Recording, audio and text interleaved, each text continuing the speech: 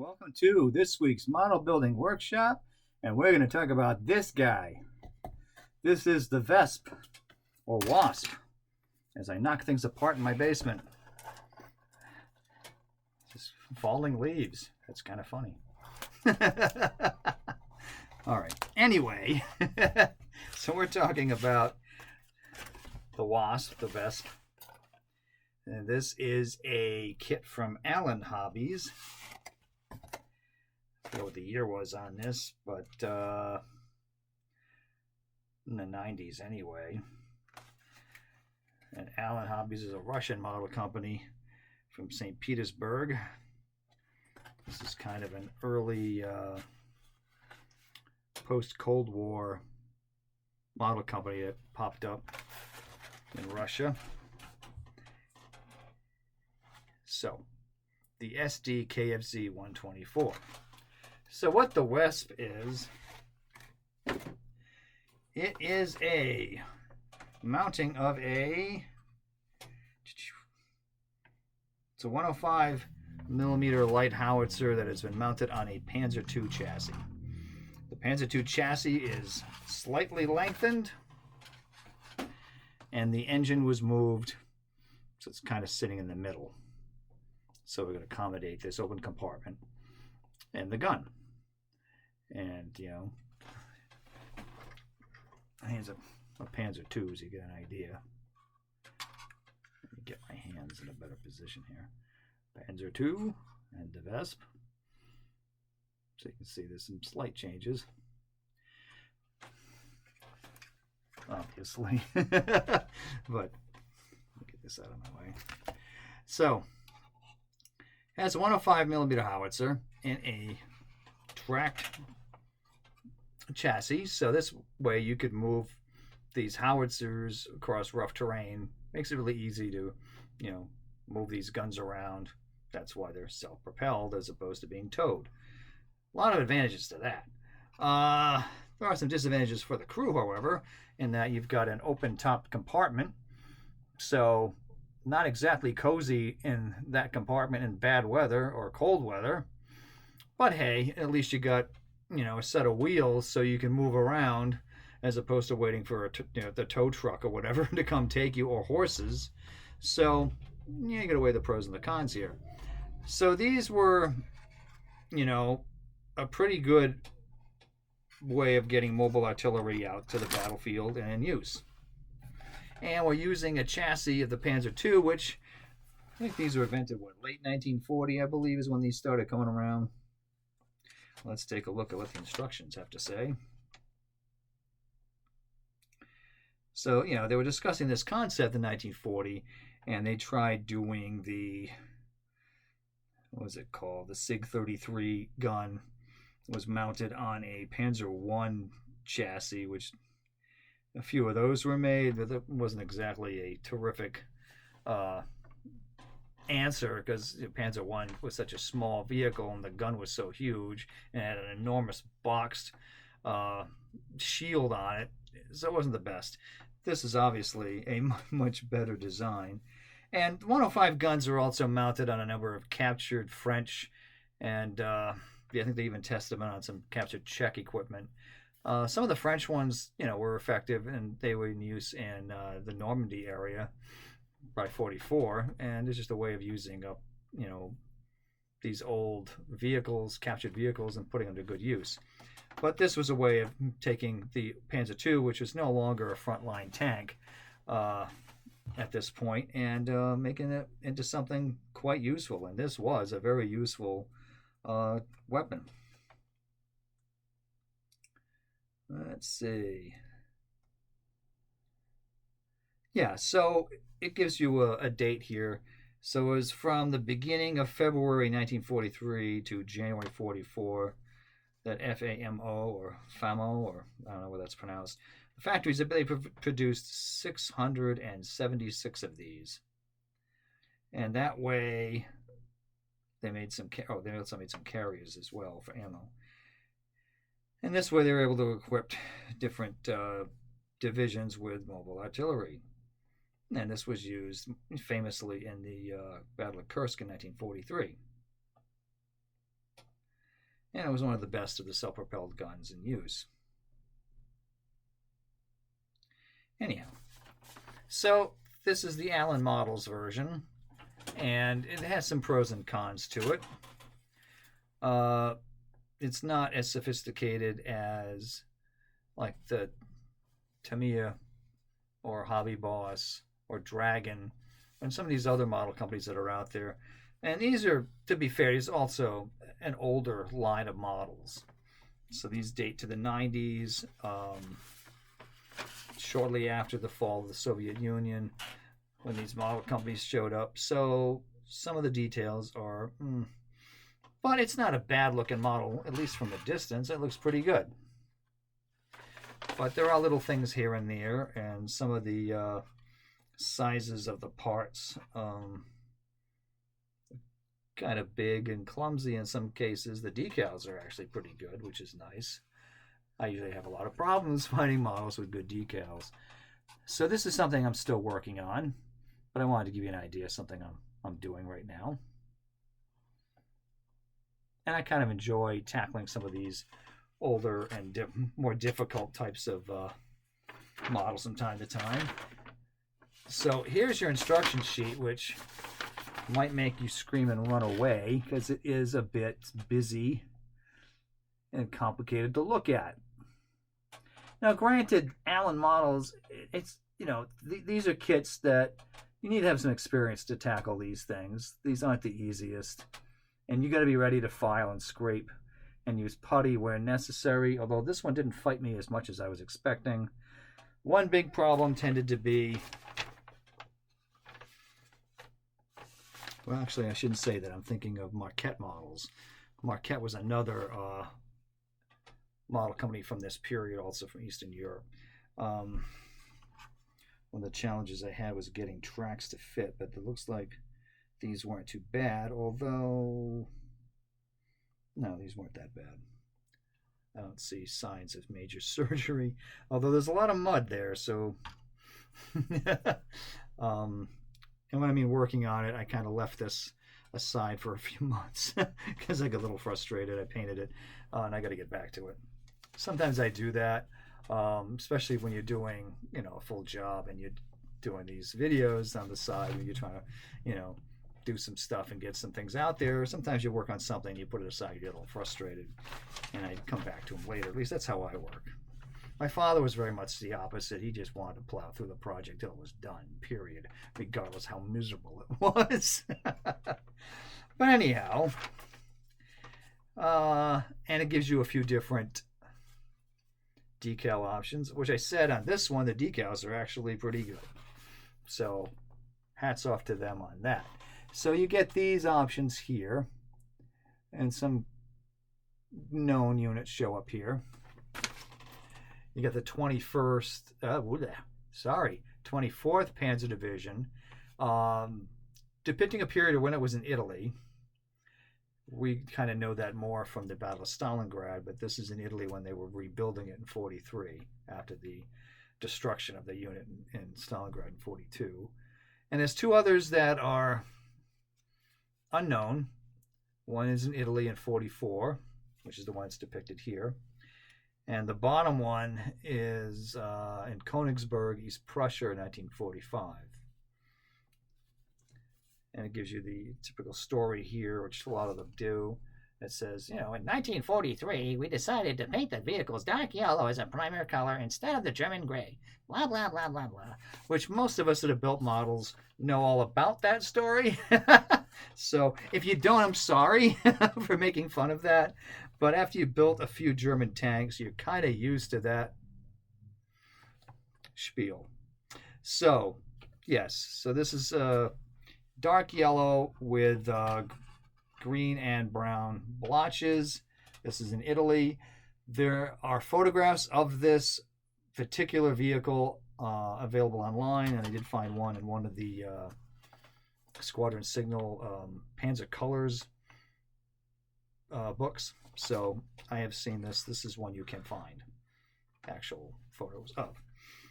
So now let's take a look at, oh, I don't have the other decals handy, but anyway, there's 124. here. Although the artwork here shows you an angle on this side plate, which is not at all the angle that's on that kit. I don't know if you can get that angle to depict. Maybe if you angle it like that enough. Yeah, I suppose. Looks a little harsh in that painting, but maybe he's got the right perspective. We'll leave the artist alone. How's that? And there were some other kits that Alan made, which are on the side of the box there. Oops. Oh, and here's the other one. Recommended paint scheme is there for the 24th. So it's kind of nice that they have them set up here. So, like I said, assembly was not the easiest. Although, if you take your time, maybe have a cup of coffee and just kind of work your way through it, play some soothing music, you can get your way through this without too much difficulty, and sometimes you gotta build and paint as you go. Because some of this is a little challenging, like the side plates here, to get the some of the radio equipment and whatnot that's in there. I don't think you can see the color in there. Yeah, hard to get at that. But some of it you have to paint and then put together, spray, and whatnot. It does have that fun Abstand 50 meters, stand back 50 meters decal on the back there. That's what it means. So don't tailgate me, is what that politely says. So I got a few more things left to do on this. Not sure why I left it in, although for the last several months, but I did. So you can see there's the individual track links. Yeah, that are there. Some extras. And they weren't that bad. Well, and some of these kits, like the Marquette ones, is what I'm thinking about, that the drive, the teeth on the treads and the wheel don't always go together well. You have to kind of shave something to make it fit. And what's left really now is putting on some tools. Here's the shells, which I've got everything kind of buttoned up in here, so I don't think it's really crucial because I've got all of the compartments closed. Some more track. So basically what's left as I finish this up, just want to get a video out to you guys. I know I missed one a few weeks ago. I want to make sure we kind of get caught up, because sometimes I get busy with things and we miss something, and I know that's no fun for you guys. No fun for me either, Ellie. So the exhaust system, the pickaxe is there. And since this model kit is used for a lot of different things, the molds, I should say, there's a different rear wheel there for a Panzer II, and and more tools. So there's a few more things left to put on this, not much, but anyway, I wanted to get this out for you guys to look at. Some spare road wheels there. Yeah, pretty much it. And I've apparently already put the decals into my Spirit decal box. So here's the Wespe from Alan. But if you can see, the plate, the thickness of this plastic piece here for that back deck plate, it's kind of thick, kind of heavy. It wouldn't really be quite that big. But it does go up and down. Like I said, it's a bit crude in some ways, but with paint, that's not too bad. I'll let you be the judge on that. Let me get a little closer for you. I like the markings on this quite a bit. I think it's an unusual type of number there. Not really used to seeing that on a German tank, but for 4th Company, first vehicle, I believe, for a self-propelled gun group. Very basic camo scheme. And this one's fighting in Italy somewhere. 44. And I do have the Tamiya one here, so we can do a comparison. This one came out a little bit, I believe, a little bit after this one. I think this is 96 is my guess. Yes, it is. Memory is great when it works, isn't it? So this is the Tamiya version of it. This box art painting version, I just got to be honest, there's been some debate over this paint scheme. This was taken from a photo of a group of vehicles that were driving down a road in France in 43, I believe, and it has been presumed to be this color. But some research has kind of indicated that it looks like the negative or the development of the picture was a little on the dark side, so it's most likely dark yellow with green and not gray with green, as it's shown here. Anyway, that's one of those debates that nerds like me will find floating around out there as they continue to look at these historical photographs and try to assess what the camouflage colors of these things really were. Another fascinating discussion, which I'm not going to get into too far here, is the discussion as to what color were Japanese Zeros during Pearl Harbor. Look that one up sometime. That's intriguing.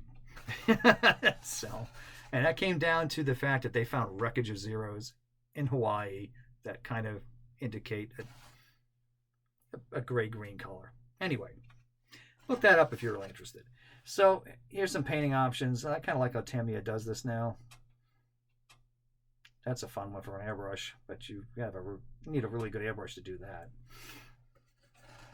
Getting fine squiggles like that, which I loved to do when my airbrush was working really well. Right now I'm switching over to another type of airbrush, and we'll see if I can do that. On a good day, I could do that. On a bad day,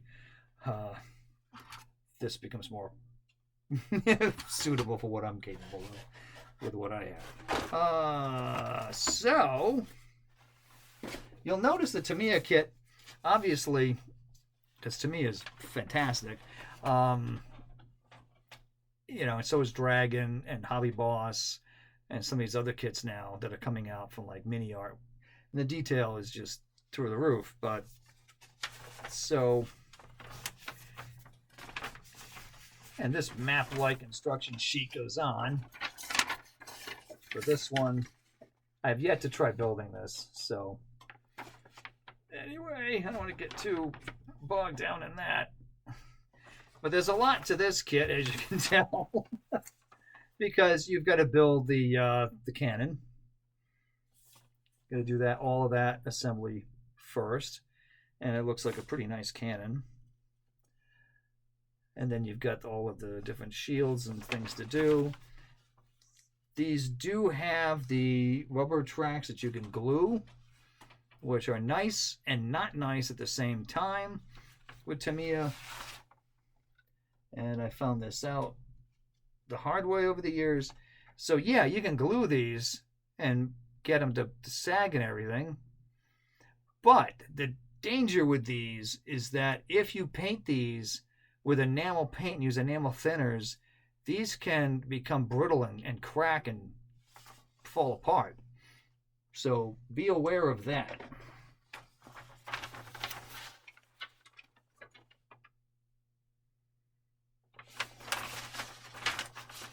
And in this case, you have a lot of, how you want to put the interior pieces together with the shells and the doors on the shell compartments, how much you want to see. You've got a crew of 2 very cold-looking Germans there because, again, open-top vehicle, burr.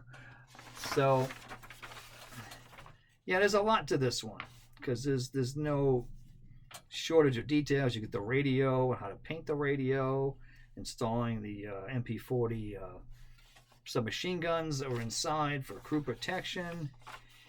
Again, here's the painting guide here for the Tamiya one.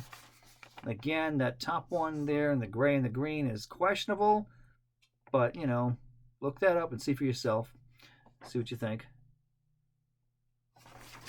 And you got the one on the box. And you got 43 here, which looks like the Operation Citadel, so it's a Battle at Kursk in a green and yellow combo, number 43. And you got the squiggly pattern one that's on the box. So this looks to be pretty cool. Do a quick look at, kind of overwhelming myself with, with stuff here. So, plenty of parts in very nice molded pieces. You can see that there's the hull, which is a little bit longer than a standard Panzer II, as it says, and then you get nothing but plates and plates and plates. All of that. And it looks like I've got some very damaged decals. What was I saying earlier? Yeah, they're all cracked. So that ain't gonna go well. Too bad. I'll have to figure that out. Wah. But it's a story of my model building life, isn't it?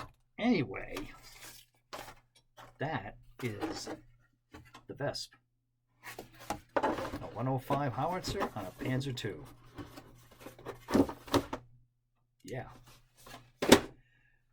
Interesting vehicle. Of course, I just left pieces. I'll deal with that in a minute. So, all right, keep on modeling. Have fun out there. We'll see you soon. Bye.